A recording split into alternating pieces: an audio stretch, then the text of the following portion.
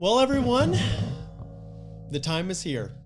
We have the levels plans for 2022 to 2024, and now we know what the future holds, at least to a large extent. And I'll be honest, I personally am a little bit disappointed with this, and I think you guys should too, you FSW people. At the end of the day, immigration has to balance the levels. They have to make determinations as to who's going to make the cut, who's not, how they're going to distribute this certain number of immigrants that they plan to bring in 2022, 23, 24. Today, we're going to take a look at this, and I'm going to try to go right to the source. There's a lot of stuff going out there, you guys, that basically is summarizing, and I want to go right to the source of the documents. Those of you who are looking for it, you shouldn't have any trouble finding IRCC Levels Plans 2022 to 2024 for immigration. They're out there. Let's slide over and let's take a look at this, because this is something I think people have to, there's good and there's bad. They created this, this little news update. You can go check out this news release right in the newsroom of IRCC's website if you're wondering where it is. Those of you probably saw Canada Visa give a pretty good summary of what this was about, but I want to look a little bit deeper. I want to talk about the impact that this is likely going to have on FSW and CEC applicants in particular, but also those that are in Canada.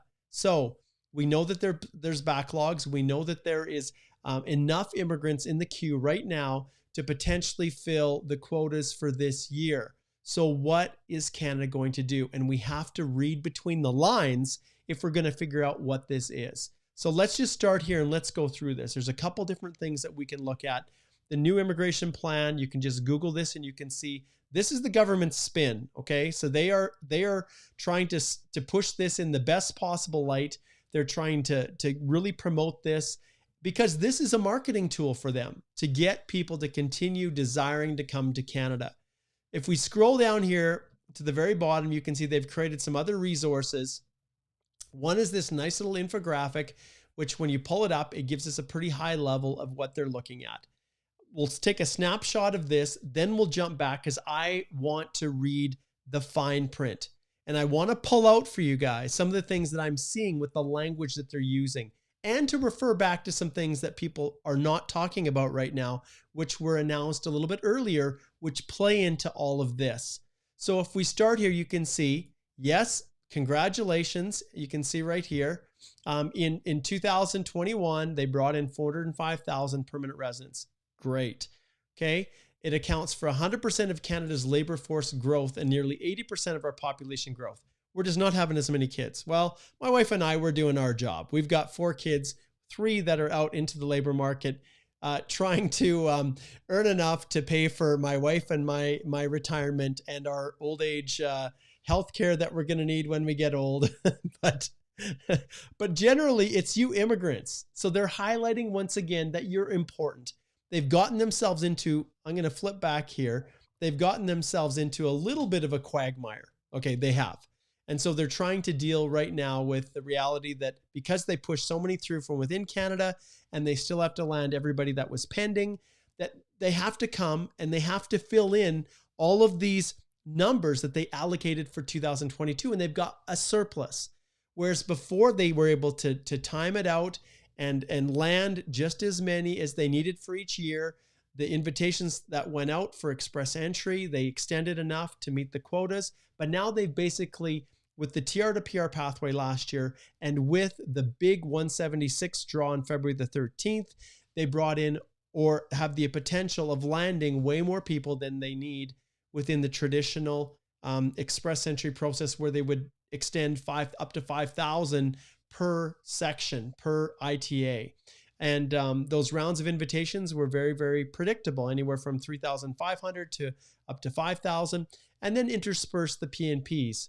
So that is what we're dealing with right now. Let's flip back here and take another look at this. So 960,000 unfilled positions. Canada's labor market is climbing back. We do not have enough Canadians to fill jobs. Now, there are specific sectors that are having more trouble than others finding Canadians that are able to lose, to fill these positions. But even though a number of Canadians have regained the jobs that they lost in the pandemic, they're projecting about 960,000 that they're still going to be short. And we'll get to this, but you can see by 2030, 5 million Canadians are set to retire. 2030, that ain't going to be me. I'm still going to be working. But the problem is when all of this started, and immigration has talked about this before, but when all of this started, you know, the immigration, it was as a result of a recognition that the number of workers compared to the number of retirees was almost like 8, 9, or 10 to 1. And as you can see here, by 2013, which is less than 10 years, we're talking 8 years from now, the ratio is only going to be 3 to 1, which as a country, that's horrible for us. And so where does the help come from? It comes from you. It comes from immigrants. So there's a clear sign that they've got a strong economic need for increased immigration. So understand, you guys, there is a significantly high level of politicization of all of this. So yes, certain parties want to restrict immigration, certain parties want to increase immigration, but generally speaking, most of the mainstream parties recognize the importance to Canada and our economic recovery and our economic future in having immigrants come, enter our labor market, and help us to sustain our services in this country. Remember, we are not like the US. So we are not a country where everybody, it's kind of eat what you kill. It's like you get more money in your pocket to do with it what you want to, but you don't have the same level of services that we in Canada are really benefiting from. And when I think about this, I think about our healthcare. I think about our education system. You know, every time I go down to the States, one of my sons is attending school down in Idaho. He's attending a private school that is run by our church, the Church of Jesus Christ of Latter-day Saints. His tuition is fairly reasonable because of the tithing that I pay back to the church. And so that goes to run the schools and a whole bunch of other things. But for a lot of students in the US, the tuition is like off the charts. Well, a lot of taxpayer dollars here in Canada go to funding, in part, educational institutions, especially obviously the public ones. And so when it comes to driving down, taking my son down to Idaho, you know, the roads aren't nearly as good as they are here. And so building and reinvesting in infrastructure for the collective good of all, that's what that's what we're striving for. So we're willing to give up a few more of those tax dollars. And trust me, you know, anyone that is in a higher income level, the higher you get, the more taxes you pay. And so there's been some years when my taxes that I've paid have been really high, others where it's been low, especially earlier in my career. And so the idea is that we collectively pool that together and then we distribute it for the equal good of all Canadians. Healthcare, yes, is a big one, but also education and infrastructure and all of the things that we have and that we benefit from. So in order to pay for those things, and if we go back here, and this is what people don't understand sometimes, in order to pay for those things, if we have a ratio of only 3 workers to every 1 retired person, understand that this is going to be really, really challenging to continue to meet the level of services that we enjoy. It's just not going to be sustainable, especially if all of these individuals here, 3 to 1 ratio, are drawing a pension, drawing retirement, while there's fewer people contributing to it. And that's just multifaceted things that are going on here. So if we've got 5 million Canadians set to retire by 2030, how are we going to replace them? And not just replace, but increase. That's where the plans come in. So we go down here a little bit further, you guys can see the levels plans, generally speaking, and we're going to dive in deeper here, but generally speaking, yes, they are going to increase to 431,645 for 2020, 447.55 for 2023, and 451,200 in 2024, which all of these levels are off the charts. They are. And so where are they coming from? Well, we'll get into that. But the overall admission, the goal by 2024 is to be at about 1.14% of the total Canadian population. So that's what they're kind of anchoring it to is 1% of the population is immigrants each year. So 60% of admissions in the economic class. But for those of you who are CEC and FSW, you are now wondering, Mark, what does this mean for me? I'm gonna make you wait a little bit longer because I need to set the stage for this. But the reality is this year is not going to be a good one for federal high skilled individuals. It's not. But what does that really mean with the levels? What does it mean with the rounds of invitations? What does it mean for potentially new essential TR to PR pathways or for any new type of immigration? What does it mean for the international students? We don't have a lot of answers yet, but we're going to read through the lines and I'm going to show you what this reveals. So we go back here and we look. Another huge factor is French. Many wonder, why is there so much given to French speakers who are not destined for Quebec? Well, this is why. Because Canada has agreements to, for the purposes of expanding culture, the bilingual nature of our country, there is a very, very clear target to hit 4.4% of French-speaking immigrants outside Quebec by 2023. Quebec has its own gig, it has its own program, but the federal government wants to make sure that at least 4.4% of the total immigrants have French-speaking abilities and that they land and they live and spread the French language outside of the province of Quebec. That's why there's 25 and 50 points given for federal through the express entry process for French-speaking ability. That's why it's there. It's to help to advance this. And ultimately, nice, there's my family farm with the barn and the trees and the nice grass. Okay, maybe it wasn't exactly like that, but spreading the benefits of immigration to communities all across Canada. Communities. Remember that word. Remember how we talked about Minister Fraser, the fact he's from Nova Scotia, the fact that he just himself made permanent the Atlantic Immigration Pilot Program, the community-based rural and northern immigration pilots. Those are still very, very much in play. And Canada is looking to spread seeds across the board and not just pull immigrants in based on pure human capital. That's where we're at. All right, let's shift back here. And I know a lot of people are just waiting to get a little bit more insight here. I know you've already listened to CIC News. You've probably already read the other or listened to the other videos that have been produced that just focused purely on the numbers. And the numbers right here, we shift over. The numbers are easy. You can go here. You can look at them. You can see overall plan, the target 431. Now you can see for each of these years, if things change or something happens, they do have the ability, you can see here, to land up to 445,000 in 2022. But what people are not talking about is that there's also still a low range here of 360,000. So this is a very, very large spread. And they have an ability within this plan to go either way with this. Same thing for 2023, 380 to 465.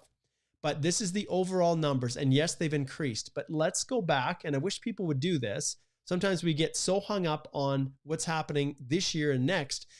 We need to go back to take a look at this. So if we go back to last year, you can see the target was 401. They exceeded it, right? But you can see here the massive range, 300 to 410. So 320 to 420. So these are very, very large ranges, high to low. But their target is usually what they're shooting for, okay?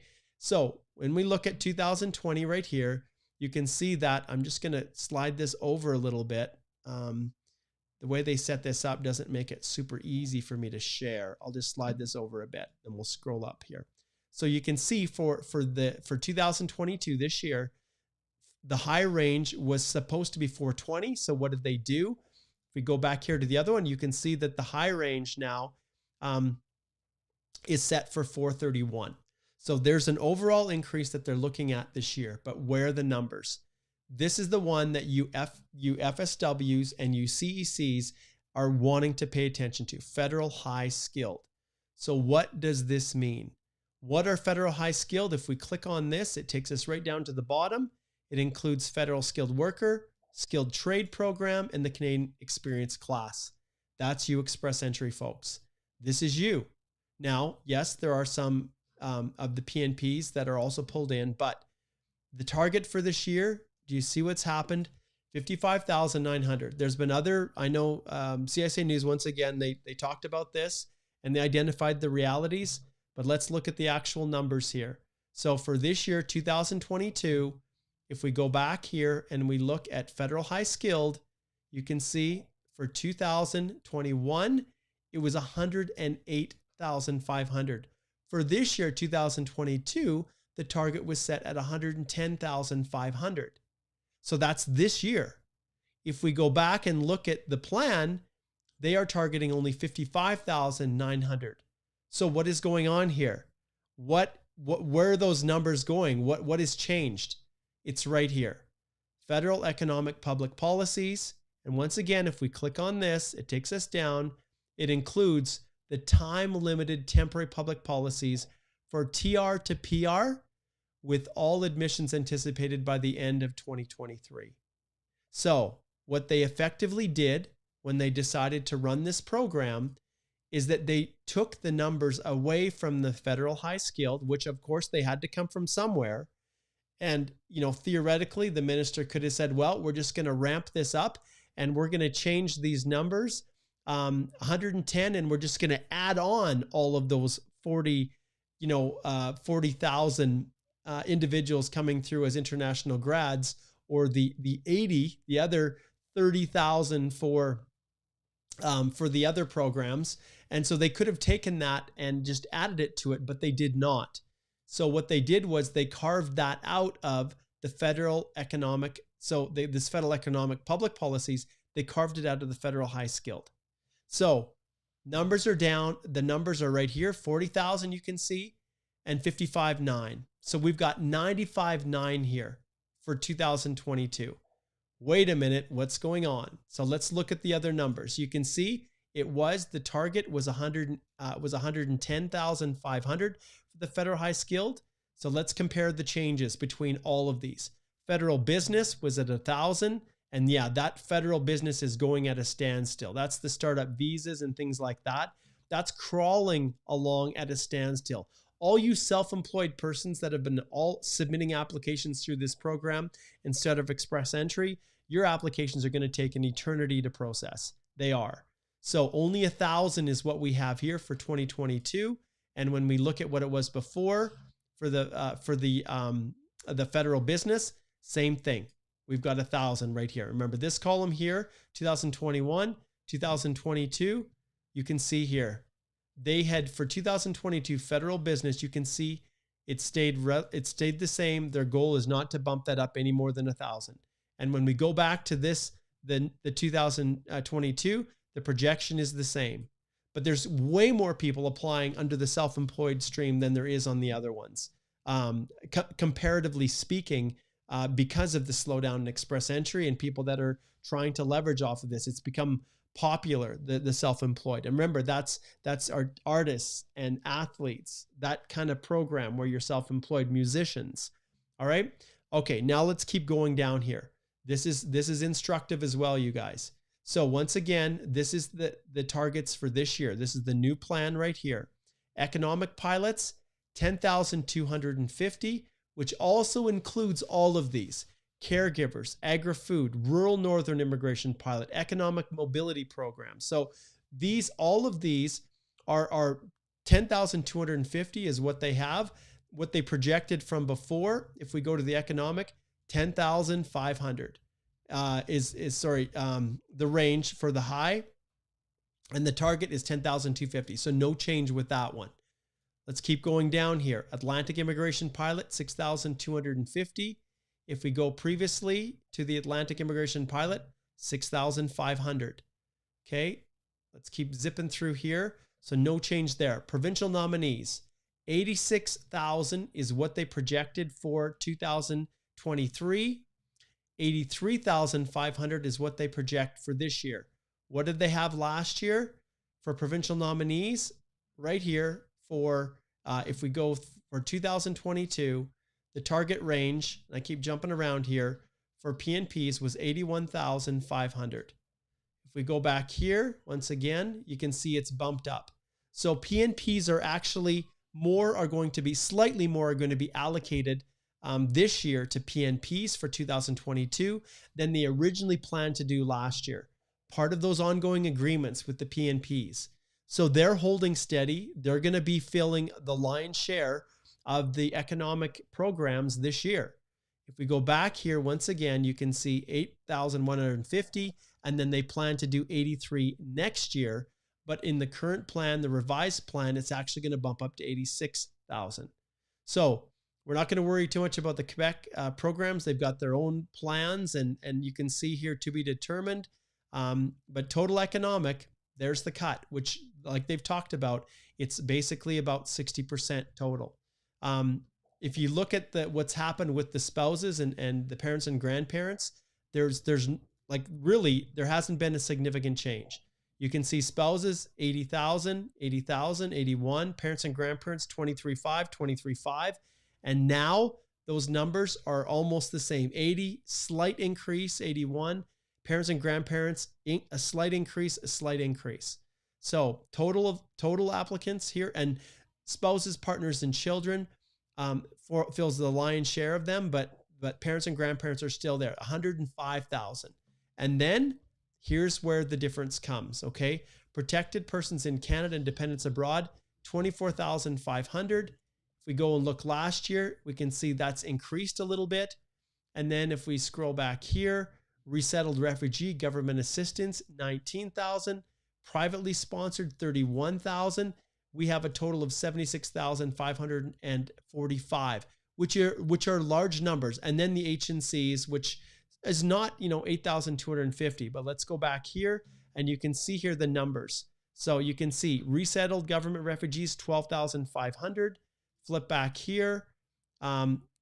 Resettled was 19,790. So there's an increase there. The resettled government refugees, 19,790 is where they're going to be now. And last year it was scheduled to be 12,500. Okay. So you can see the increase. These ones, it used to be 22,500 and now it's up to 31,255. Okay. Total refugees, 76,000. Total refugees here, 59. So do you see where this is happening? So let's go back here to the very, very beginning, and we're going to look at what they're saying here. Okay. So I know that that was kind of, you can look at it, you can kind of read it yourself, but summarizing, it's not going to be a spectacular year for the federal high skilled folks. We do not know 100% what's going to happen throughout the year, but when it comes to landing people, they're spending a lot of time working through the TR to PR pathway. But even this year, they do not intend to have all of them landed. So you can see when we look at their instructions and what they're telling us, and we'll get to this, they've highlighted that the TR to PR pathway won't be fully landed until 2023. So some of you who are late to file, you can pretty much guarantee that you're not going to be landing until next year.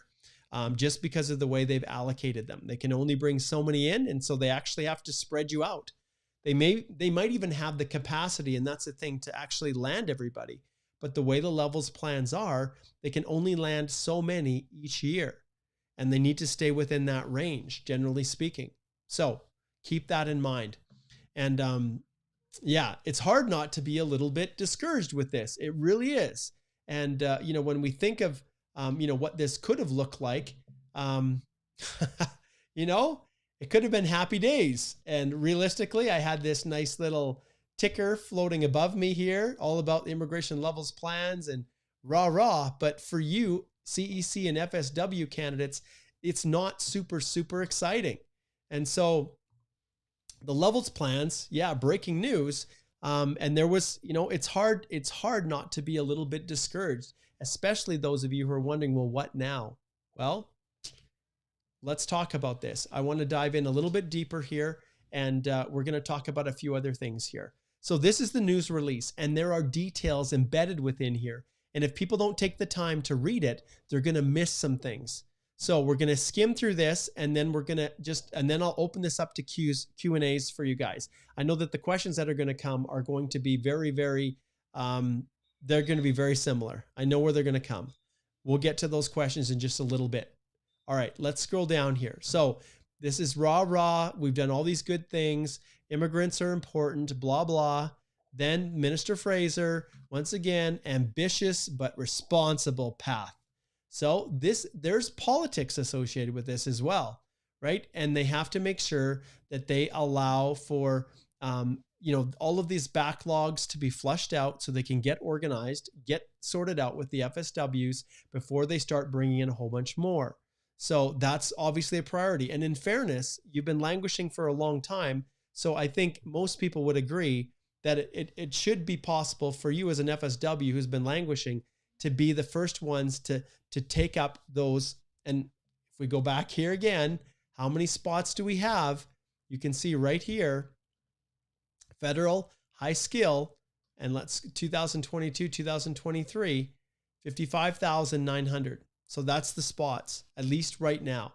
Now, like I said, they could go up as high as 64,000. So they have room there to go up, but we'll see ultimately how that plays out. Okay. Going back here, you can see they've got ambitious targets to fuel post-pandemic growth. That's fine. The pandemic has highlighted the contributions of newcomers. And so they're basically saying, look, this is where we justify what we did with those essential workers in the TR to PR pathway. And they brought in more last year than they ever did. Well, understand that's fine. But the previous year, they brought in ultra low numbers because of the pandemic. So that's great. Most in a single year in history. Well, last year, 2020 was not great. Okay. And then once again, they reiterate the 3.1 workers that they project and that they need, when these 5 million Canadians retire, they're absolutely going to need immigrants to fill these spots. But once again, their projection is a little over 1% over the next few years. Okay, so once again, you can see the importance, like they're talking about here, that the workers are needed to fill critical labor market gaps, and about 1%. And you can see the numbers here, which we've already talked about overall.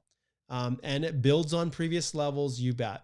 So this is what I want to bring to your attention that not many people are talking about. Right here, you can see, and I did a video on this, but not many people watched it. I highly, highly recommend that you go back and you watch that video that I did on this. But to support the increased levels, the government recently announced a plan to modernize the immigration system. This is where I want to go right now. And we'll get back to the levels. You've all heard it. You don't need me to regurgitate everything that CIC News has posted or summarized, or that any of these other YouTube channels or WhatsApp groups have been posting. But I want to show you things that people are not talking about. Once again, they had to create a lot of strategies to get through these massive backlogs. This is going to impact for the rest of immigration history, the steps that they had to do that pushed them into the modern era, that forced immigration to modernize this world of immigration processing. They had waited far too long, and that's why we have so many problems. I was trying to get on today to review an application with a client. The portal is down, right? The portal is down, the portal's down.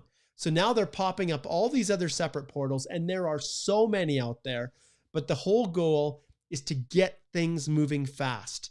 And guess what gives when they're frantically trying to pump applications through? What gives? Well, mercy, kindness, forgiveness, understanding, a willingness to allow you to explain something. All of those things go by the wayside, and instead they want perfection. And so I see all these PNPs out there who are getting these nominations, and I talked about this today earlier in the other live that I did, who basically were in a situation where they submitted their application to the province, and many think, great, if what I've given to the province is good enough to get my nomination, then surely it's good enough for express entry. My goodness, this is like a train wreck disaster waiting to happen. you must not take the express entry side of things lightly, because just because something works for the purposes of your nomination does not mean, especially reference letters, that it's going to work for express entry. And that is why I created the course. That is why I spent so much time pushing this course that I'm just launching tomorrow. It's your last chance to get registered for it. But this course goes through everything. So those of you who are PNPs, have got your invitation to apply, are now looking to apply through this, come here, check out the course and see. What I added, you can see here, we're working right now with CICC. We've got an initial approval, but to get CPD credits for immigration consultants who take the courses. There's been so many that have taken them over the years, and I never had this before. And I wish I would have set it up for people, but that's something we're working through right now. So if you're an immigration consultant, there will be CPD credit that we will work with CICC to offer to help with your CPD credits. And remember, these are detailed how-to. This isn't high level, here's my theory on something or something regurgitated off the website. This is how-to. Send me an email if you have any questions about it right there. But if you scroll down to the bottom, you can see within the course, this is all the individual lessons, you guys. And I couldn't think of a better way to do this. Over 642 minutes of premium video, 5 hours of live masterclasses, which start tomorrow, 5 to 6 every evening, right around this time, same time as this video. Module 1, learning the basics, starting with the express entry profile, completing your profile for principal applicants. There's information for spouses, principal applicant EAPR, spousal EAPR, for children, the EAPR sections, and then module 5 is understanding the checklist, and 6 is the granddaddy of them all. Every single document, a separate video, templates, checklists, everything that I could, sample documents that I could think of to create to help you not screw this up, to help you make sure that when you get that ITA and you file, that it is the only time you're going to file. Because I don't even know how to describe it other than to say almost invariably you will not get a second chance to make this work. You're going to age out. You're going to lose points. They're going to not drop it down. You're going to have an opportunity, you know, if your PNP nomination expires and you get it wrong on the EAPR side, very often you can't go back and get that nomination extended again. Your work permit's expiring. We see it every single day in our office. I had a consult just today with someone who's scrambling trying to save. So that is something that I absolutely wanted you guys to understand. So let's go back here, and I want to point out a few things. And once again, this was released on January the 31st, very quietly, okay? And it's all about modernizing. And I want to dive into some specific things that they're talking about here that people, like I said, are just not talking about, but I am, all right? So once again, they highlight, great. We want to bring in the talented newcomers. That's fantastic. Yes, they kicked over $85 million to deal with processing. They've taken it seriously. That was in the last update to the budget, okay, that they did just earlier. They are investing in support staff. The minister specifically told me and reaffirmed how hard it is to find staff, and it takes time to train them. And just like other businesses and industries are struggling to find additional staff, so is IRCC. And so they're trying to hire to return the processing back, to where it should be. And that's for study permits, work permits, permanent resident card renewals. They're looking to reduce processing across the board. And you guys have seen the damage. IRCC will go up processing times. We pull this up. Let's go with, how about a work permit in China? Okay. Let's say we're going to apply for a work permit. We'll say India. Work permit from outside Canada. We're going to say it's coming from India. And get processing times, 53 weeks. Okay. How many weeks are there in a year? How many weeks? Do the math. There's 52. It's saying it will take a year to process your work permit if you're applying for a work permit from India outside of Canada. Now, this is crazy, right? And that's what they're trying to tackle. So how do you deal with something like that? This concept of modernization.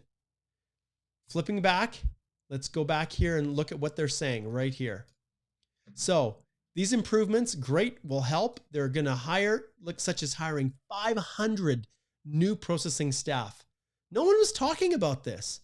Digitizing applications, reallocating work among offices around the world. That's why your permanent resident application might be processed in a country completely unconnected with you, disconnected with you, your country of citizenship, where you're currently living.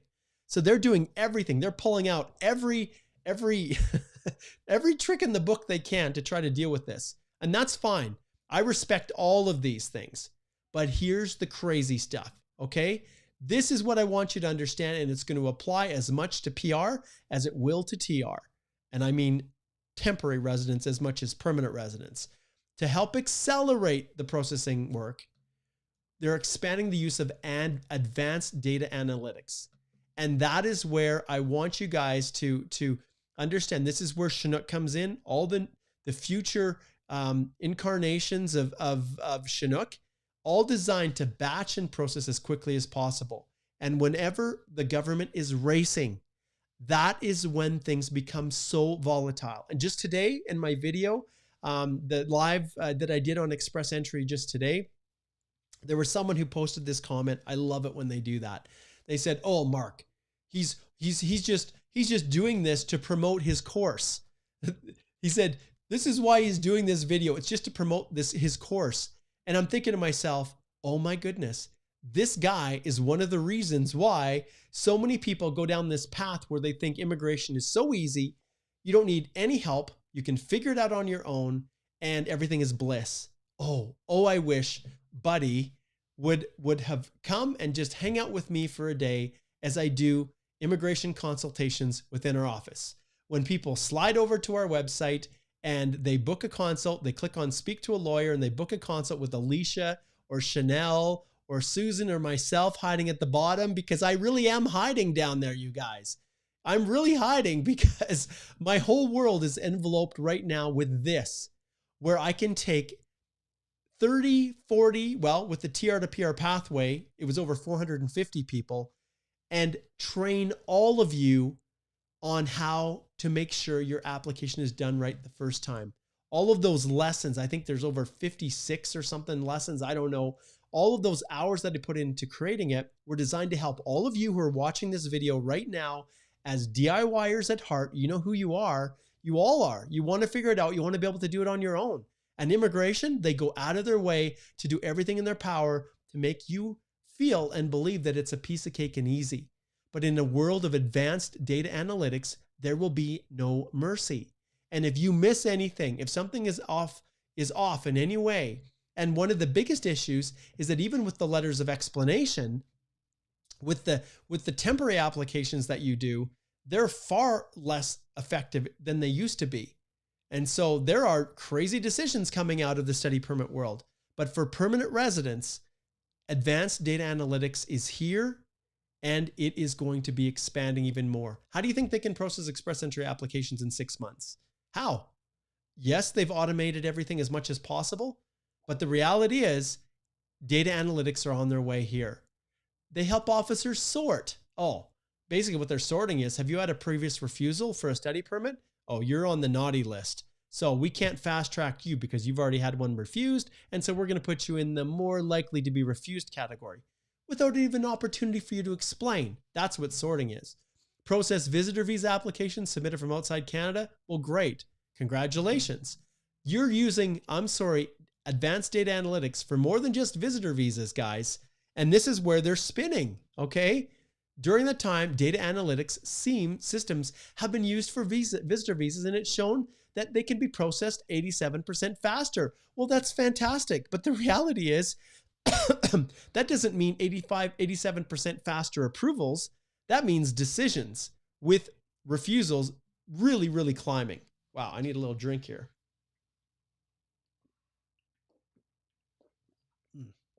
And I better wrap this up pretty quick or my wife's going to strangle me because today is Valentine's Day. How could they announce this on Valentine's Day? I'm sorry, Deanna. Okay, let's go back here and let's finish what we've started. So they say officers will always make the final decision. That's fine. It's designed to improve client service. Fat chance it is. The only improvement that they're doing is faster processing. They're not being kinder with these applications. And so when we go back here and we look at the infographic and we see the fact that they're going to be pumping out a whole bunch more applications right here. And we know when we look at these levels that like 40,000 here, that they're trying to pump out, 55.9 that they're trying to pump out, levels of 431,000 with all of those backlogs. And when they use this analytics, trust me, the world is shifting even more than it used to be. They made over 500,000 decisions on PR applications in 2021. Do you hear that? They made over 500,000 decisions on permanent resident applications in 2021.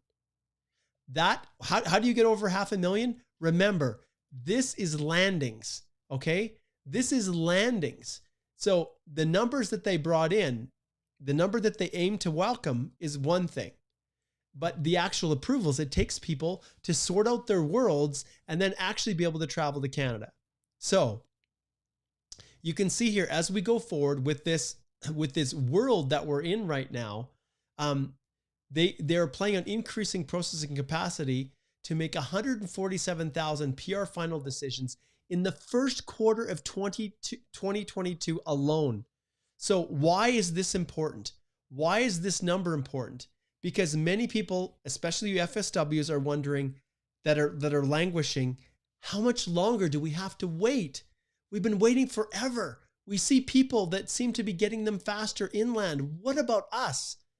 It's right here. It's right here. This is why you guys are starting to see it. So 147,000 is what they plan to do for the first quarter of 2022. That is a boatload of applications. And trust me, when they're racing you guys, you better make sure that your files are updated. You better make sure that you react quickly. You better make sure that your police certificates are updated. If you need medicals, sometimes I'll even preempt it if the doctor will allow you to do it and you know they've expired. You know, you need to make sure that your settlement funds are shored up, because they're going to be racing to get things finalized and they are not going to have a lot of patience. They're not. All right, let's keep cruising down here. To further support, now listen to this, to further support permanent resident applicants, we will be expanding the digital application portal to include more clients in 2022. In essence, they want to push everyone through the digital portal. I have told you guys, there we go. I've told you guys how freaked out I am about these portals because they are so glitchy. I reviewed one this morning with a client, and heck, if you can't log into the portal and you can't submit your application, it's as simple as that. But they still have a real lot of things and kinks. And this is like, you guys know the concept of MVP. You guys in the IT world, this is minimum viable product. This is beta 1. And so I'm still really reluctant to use it. I'm starting to warm up to some of the programs a little bit, but the PR application portal, it's still, Spousal sponsorships, I have very clear reasons myself why I do not file my spousals right now through the portal. If you're an FC1, a spousal outside of Canada, then maybe I would consider doing it, because the need for a work permit is not the same as a spouse common law partner inside. So if you're outside FC1, we call them, the family class, then yeah, maybe I would consider using the online portal, the PR portal. But for in Canada, no, I just don't trust it. And my clients need to be able to keep their work, to be able to keep their status as workers. And if you find a Canadian and your work permit's running out and you fall in love and you get married, by submitting a spousal, it is one way that you can extend your work permit. Now, listen carefully. That does not mean that you go find someone and pay them $30,000 to marry you so that you can stay in Canada. Do not do that. Misrep, marriage of convenience is horrible, and you do not want to live the rest of your life, even if you're not caught, with that over your shoulder. You only proceed down that path if it is the natural flow of this wonderful relationship you have with someone on Valentine's Day. All right, let's keep continuing forward. So this transition to online, they believe, will help significantly in getting applications moving forward. And you can see here that they believe that it will help them to get back down to 12 months with spousal sponsorships. We've seen some spouses approved in less than 12 months. We actually have. It's kind of crazy. We've seen some that have been approved in less than 12 months. So 12 is the standard that they're trying to achieve. And some people, like, once again, those that are stuck outside, separated from your spouses, my heart goes out to you. I know the pain that you've been suffering for so long being apart. I tell my wife all the time, I literally couldn't be away from her for a month, let alone 2.5 years. And with the pandemic, not being able to travel, it just, family is everything to me. And it breaks my heart to see and know that there are people that have been separated from a loved one for that long. Many relationships don't survive that. All right. I didn't mean to get a little melodramatic there, but my heart goes out to people. So here's what they're saying. We introduced the new PR application tracker in February 2022 for spouses and dependents so that they could see what's going on. In my discussion with Minister Fraser, the last thing I left him with was, I said, look, Minister, you have to be more transparent with people. If you are truly at, what was it, 53 weeks for processing of work permits in India, then tell people. If the FSW backlog is pushed people out to 20 months processing, which obviously it was as of November of last year, then tell people so they can govern their lives accordingly, so they can organize themselves, so that they don't quit their jobs or sell their houses or pull their kids out of school. That's the least that you owe them. And I think to some extent, that's why the levels plan has shifted. That's why they have put a halt and slowed down with the levels that they're planning on bringing in for the federal skilled worker, federal skilled trade, and CEC. They've got to get these people through. They've got to get the FSWs from last year through here. And so they can't just stop processing. And this is something I want to emphasize. They can't just stop processing applications. They can't. They have to start issuing rounds of invitations for FSWs this year. Why? Because how long does it take an FSW application to be processed and that person to arrange their affairs and come to Canada? Like, how long does that whole process take? In the best of times, maybe 8 months, maybe 9 months. How long does it take you to just up and, wrap up your affairs, move your whole family to Canada after you get it approved, even if it was only 6 months processing? So they have to build in that period. Otherwise, they won't have enough for 2023. So that's why in my discussions with the minister, he indicated that yes, they would be proceeding. Now, what does that look like? We will see. We will have to see. Is it going to be occupation focused? Is there going to be extra points for individuals that, are in certain knock codes? I don't know. We'll see. But that's something that people, that I want you to take into consideration. That's why when we look at these numbers, and I keep flipping back and forth, I'm sorry, but when we look at these numbers, this does not mean the sky is falling yet. It's not completely falling. So they still have to reinitiate and start the process to ensure that then you can see the large number.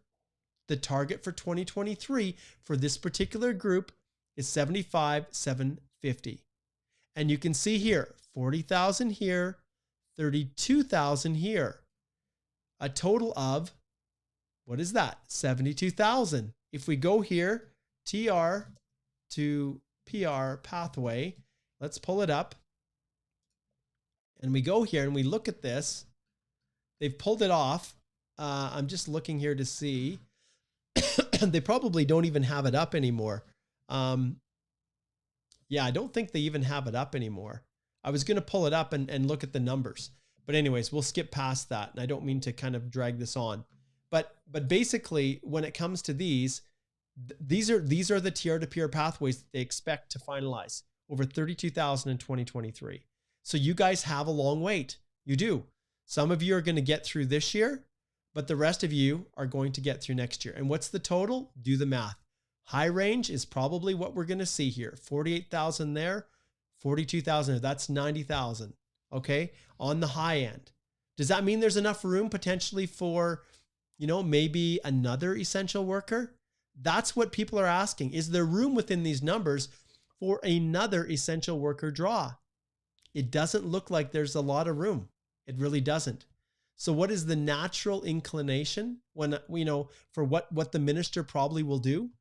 If there isn't numbers built in for a big cohort of another 20 or 30,000 under this federal economic public policy, if they already have enough to meet those levels with that big group, well, what's the solution? It's issuing another post-grad work permit 18-month amnesty. That's where I think things are going to go. And it means that people will be delayed a little bit further, but we'll see. Maybe people then will have more opportunities through PNPs or other pathways, but those with work permits expiring, if he's to do something, that's what he's going to do. All right.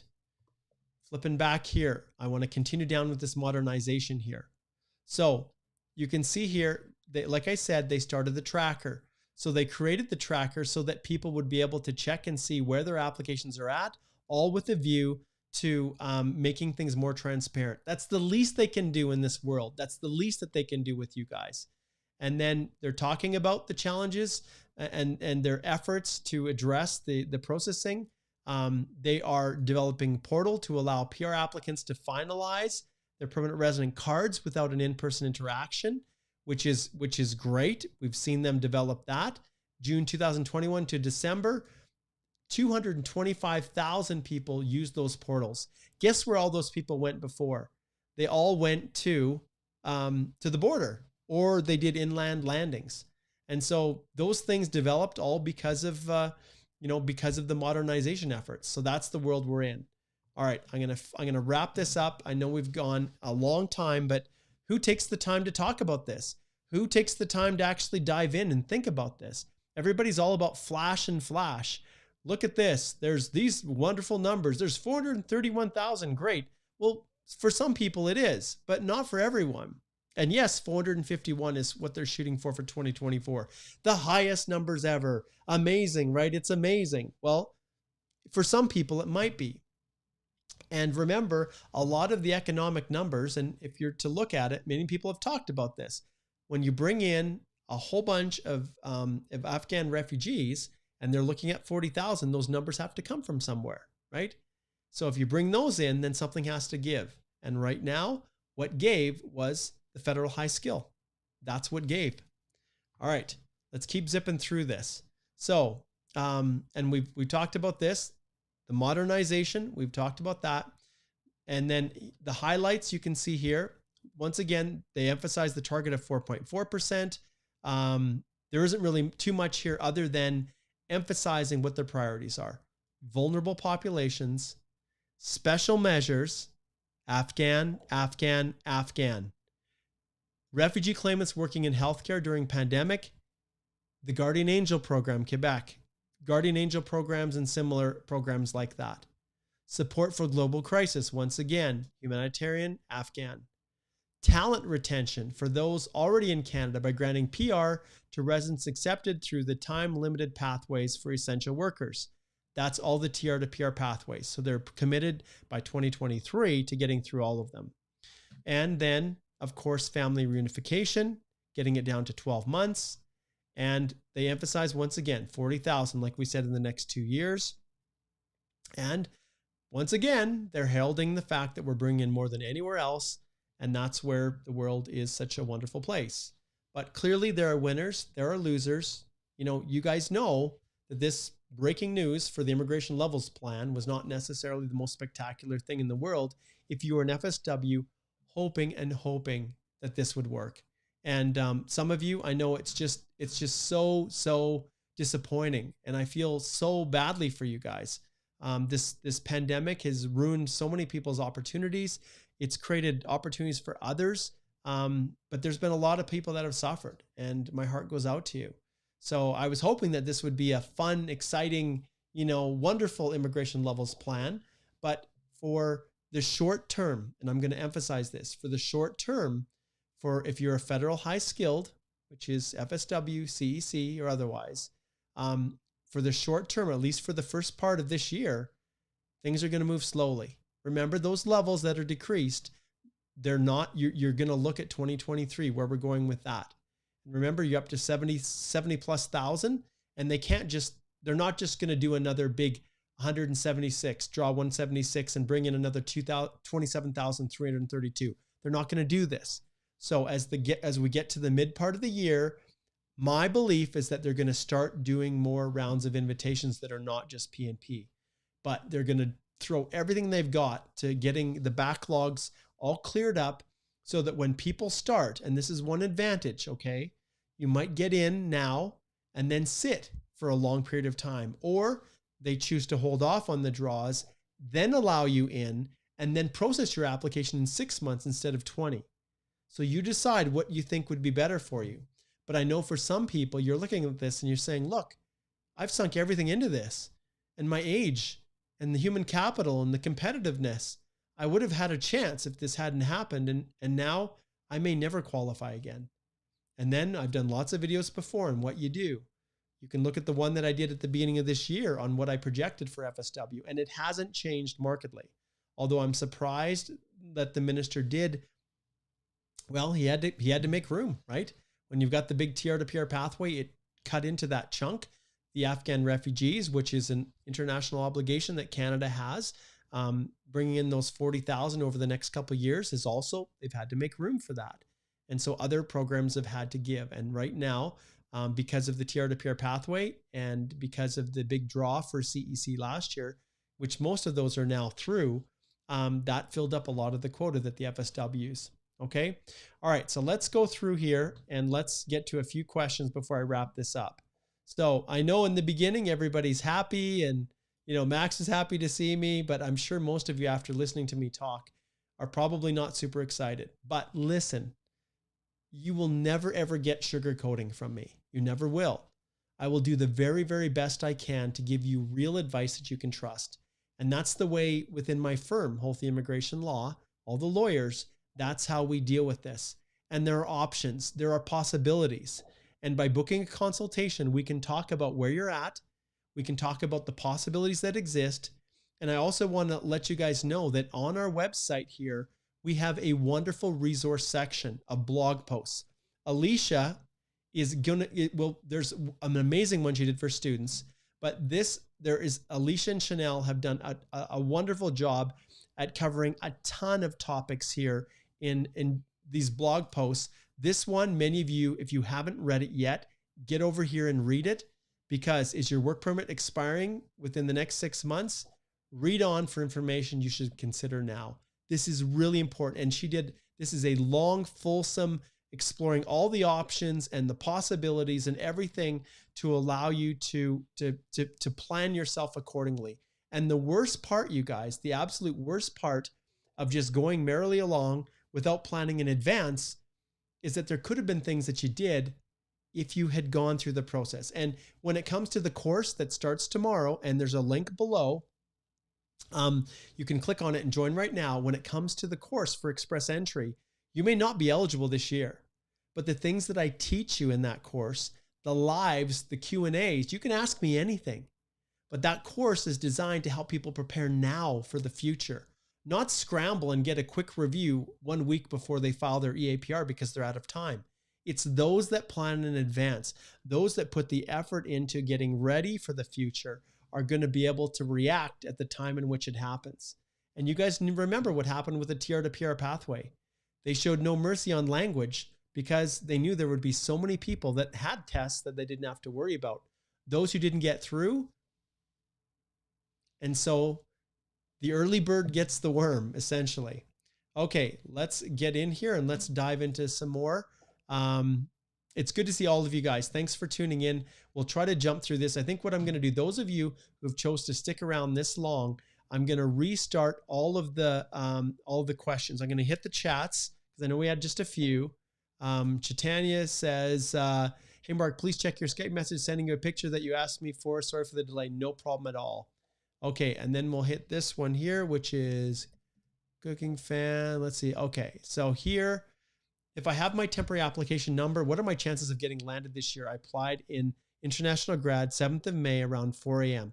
I'll be honest, I think there's a very unlikely chance. Well, no, I think for you, there is a possibility because there's a lot that was still early in the game. There may very well be a possibility for you to get through. remember, a lot of the tier-to-peer pathway had overseas family as well, which delays things. So it may just work out for you. It may just work out.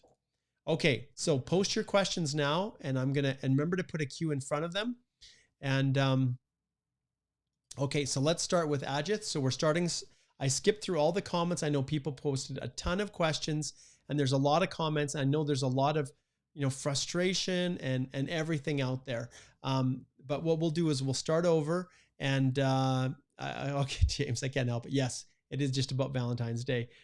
It is Valentine's Day. Just about I get my butt out there because I think my wife has ordered some pizza, but we'll answer a few quick questions. I tried to do this as comprehensive as possible to try to hit as many people as I could with questions I knew that they were going to ask. So let's jump here. We'll go to Malik says, Mark, will the previous TR2PR masterclass be used for this year's TR2PR program? Well, we don't know if there's going to be one, Malik, and no, I will update it because inevitably there will be updates. I bought the course, however, wasn't able to apply as I wasn't able to get my IELTS in time. Oh, Malik, I'm so sorry about that. That's why I'm telling you guys, subscribe to the course now, learn everything that you need to know, ask the questions that you need now in those live Q&As, and I don't end till all the questions are answered. So that's why I promote it. People are like, oh, Mark's always promoted his course. Heck yeah, I am, because I can take 40 of you through at one time, teach you everything, and then provide the support you need versus every one of you paying. And I'm happy. Don't get me wrong. I'm happy to have every single person retain our firm, pay us $4,000 to do a detailed forensic collaborative review to put your application together, work with you, submit it together. Like, we love doing that.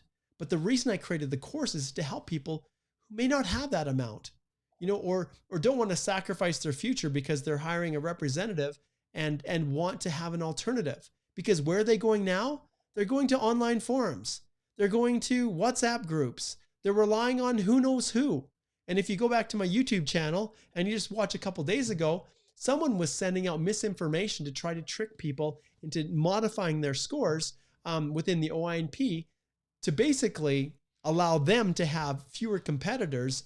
They had this email that allegedly came from me, which was fraudulent and fake. And so I had to go in and I had to, rebut that and say, look, don't listen to this. That's not true. So that's why I do what I do. Okay. Oh, Fabio, I'm so sorry, my friend. Have you booked a consult? There might be things that we can do. And that's the reality. Like, when it comes to this very, very focused stuff, you really, really have to take the time, book a consult, and let us tell you where you stand. Let us help you to understand what the options are. Okay, we've got Gunnar here. Work permit expires in June. CRS scores 507 under CEC. I'm sure not alone in this. How much of a chance would you give for a temporary pathway for postgrad work permit extensions? I personally think, you guys, that the minister is going to do something for the work permits. I think that he's going to issue another 18-month.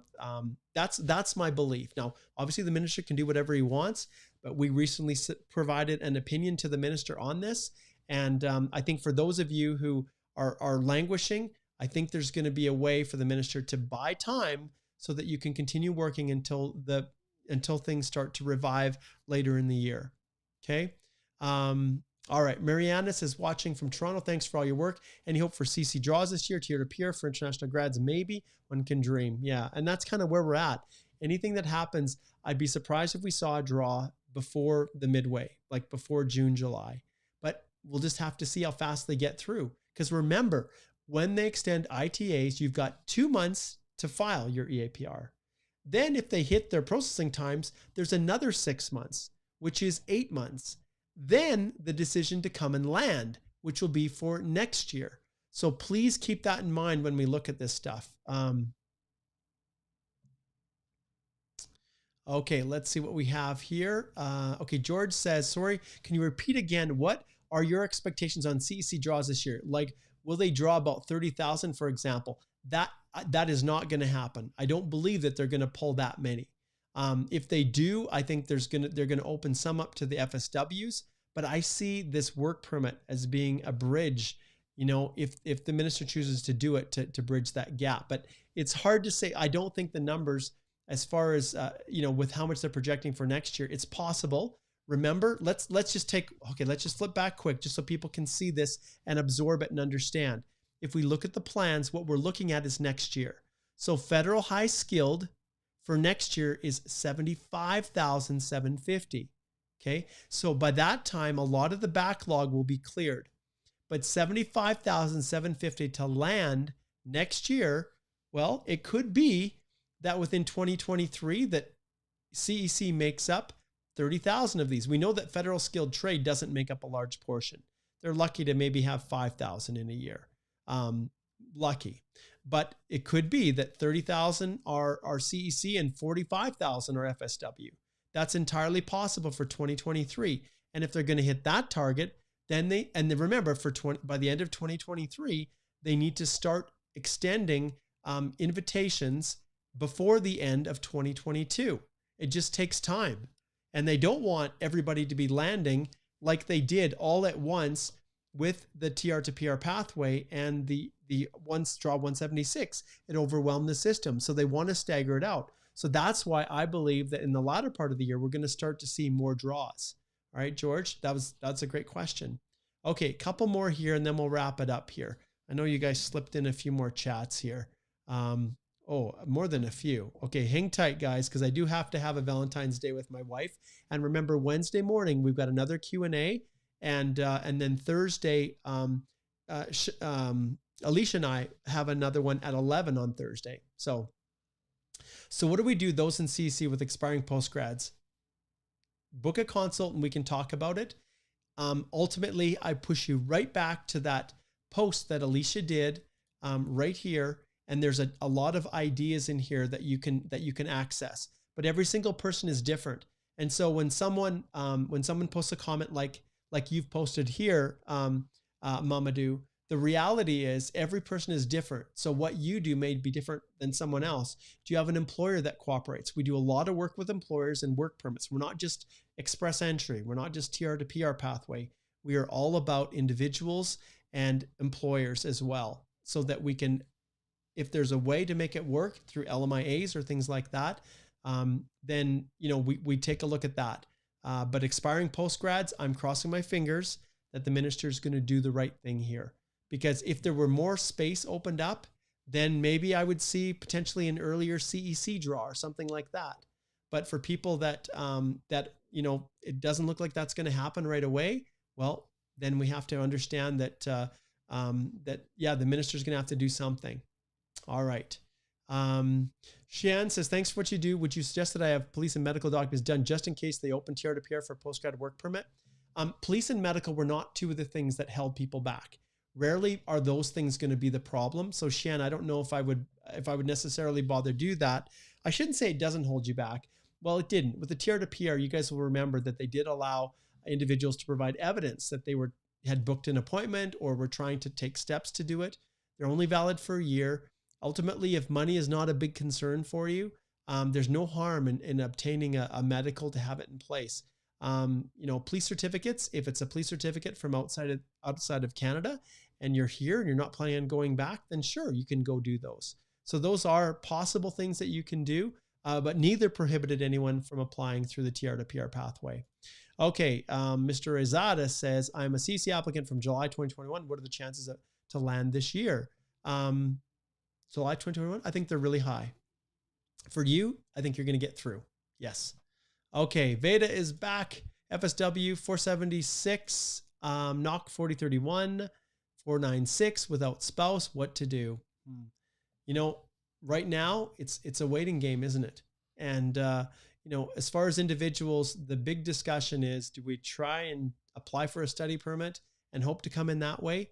Well, we're going to be releasing a course on study permits shortly here to guide you guys, because everybody and their pet, Fido, or their cat, Felix, they're all going to be applying for study permits, even more so than we've seen now.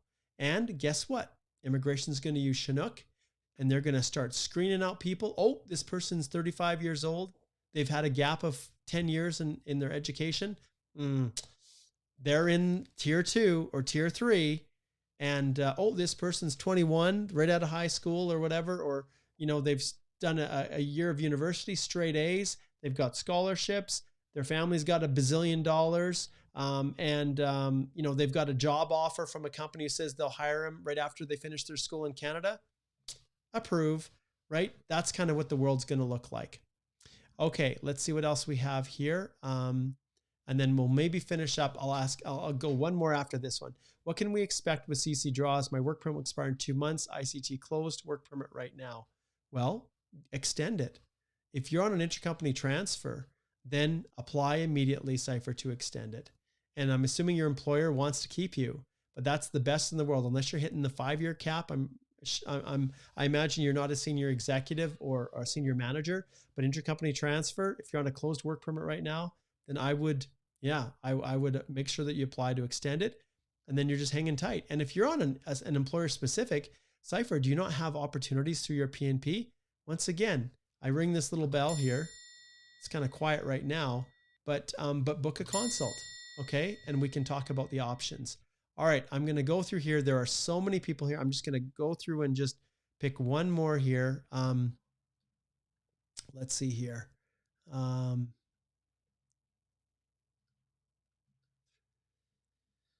Oh boy, there's so many questions, and I apologize I haven't been able to get to all of them. Hopefully what I explained today is going to benefit all of the people that haven't done it. Okay, stop. No more chats, because guys, I have to end this.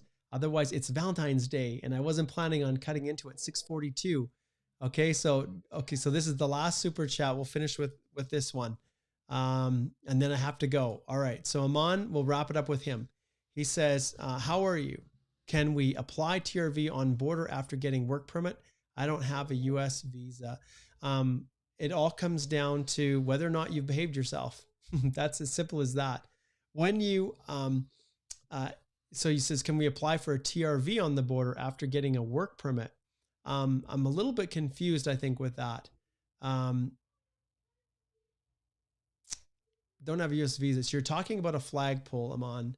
And so the TRV application, that is to extend your visa. That's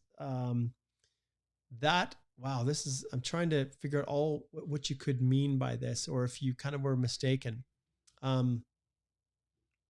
TRVs can't be applied at the border.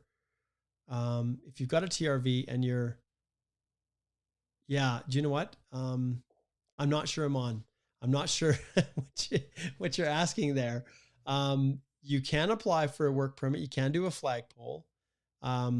Remember, Canada has certain COVID restrictions and things that may impact your ability to, and need to self-isolate still. TRVs are applied online. So yeah, that's about as good as I can do. All right, I'm going to turn on the wrap-up music here. Thanks for riding this one out with me, guys. Remember, the course launches tomorrow. So get in here, check it out, watch the video, see what we've got going on here, and come join this awesome group in our private Facebook group. And it's going to be awesome. And I can guarantee there's going to be a ton that we're going to be talking about. So whether you're an individual, immigration consultant, immigration lawyer, check it out, and then click on subscribe now and join me.